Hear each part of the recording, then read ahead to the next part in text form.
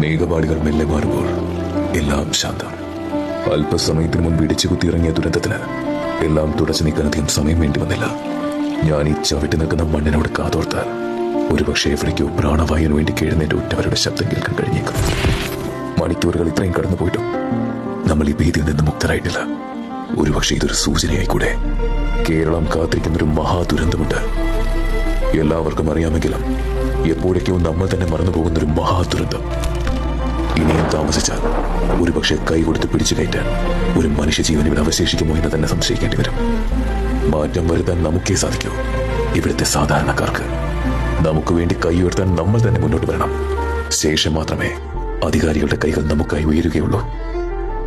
ഇന്ന് വയനാടിന്റെ മണ്ണിൽ വീടും നിലവും നഷ്ടമായി നമ്മുടെ പ്രിയപ്പെട്ടവർക്ക് ഭക്ഷണവും വസ്ത്രങ്ങളും സാനിറ്ററി പാഡുകളും എല്ലാം അത്യാവശ്യമാണ്. അതെത്തിക്കാൻ ഇന്ന് നമ്മളുണ്ട്. ആരൊക്കെ കൈയൊഴിഞ്ഞാലും. എന്നാൽ ഇന്ന് സംഭവിച്ചതിന്റെ 10 മടങ്ങ് നമ്മൾ നേരിടേണ്ടി വരും. മുല്ലപ്പെരിയാറിന്റെ ഭിത്തി നമുക്കായി ചെറുത്തുനിൽപ്പ് അവസാനിപ്പിച്ചാൽ ഒരിക്കൽ കൂടി കൈകോർക്കാം. ഒരുപാട് ദുരന്തങ്ങളിലൂടെ നമ്മൾ കടന്നു പോയിട്ടുണ്ട്, മറികടന്നിട്ടുമുണ്ട്. സോഷ്യൽ മീഡിയയുടെ ശരിക്കുമുള്ള ഉപയോഗം എന്തെന്ന് ഒരിക്കൽ അത് നിർമ്മിച്ചവർക്ക് പോലും കാണിച്ചു കൊടുത്തവരാണ് നമ്മൾ. ഇതും നമ്മളത് ജീവിക്കും, ഒറ്റക്കെട്ടായി, ഭയമില്ലാതെ.